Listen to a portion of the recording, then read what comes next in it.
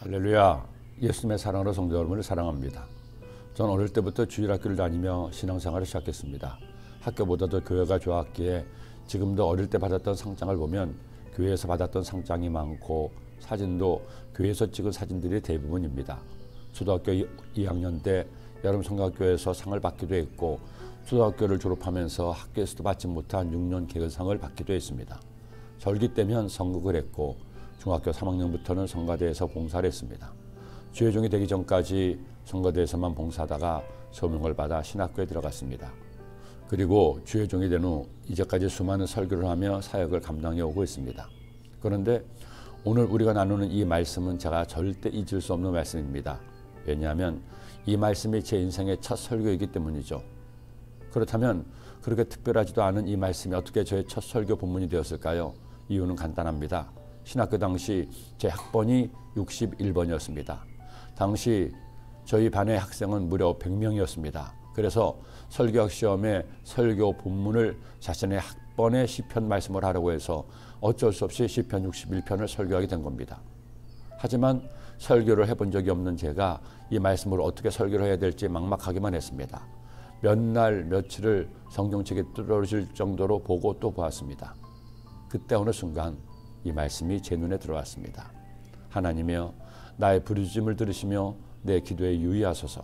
내 마음이 약해질 때에 땅 끝에서부터 주께 부르짖으오리니 나보다 높은 바위에 나를 인도하소서. 주는 나의 피난처시오 원수를 피하는 견고한 망대이심이니이다. 우리가 사는 세상은 치열한 경쟁 사회입니다. 그 중에서도 우리나라는 어느 나라보다도 치열하게 경쟁을 하며 살아갑니다. 좁은 땅에서 많은 사람이 살다 보니 경쟁에서 뒤처지면 사는 게 막막해지기도 합니다. 그러나 하나님의 자녀는 다릅니다. 언제 어디서나 나를 도우시는 주님, 내 약함을 바꾸어 강함되게 하시는 주님이 계시기 때문입니다. 내 마음이 약해질 때에 땅끝에서부터 주께 부르짖으오리니 나보다 높은 바위에 나를 인도하소서. 여러분, 하나님은 우리의 모든 기도를 다 들으십니다. 나의 작은 신음에도 나의 부르짖는 간구에도 반응하시고 응답하십니다. 마침내 우리의 기도를 들으시고 위험에서 건지시고 나의 피난처가 되어주십니다. 우리가 할 일은 뭔가요? 하나님께 감사하는 겁니다. 감사의 기도를 올려드리는 것이죠.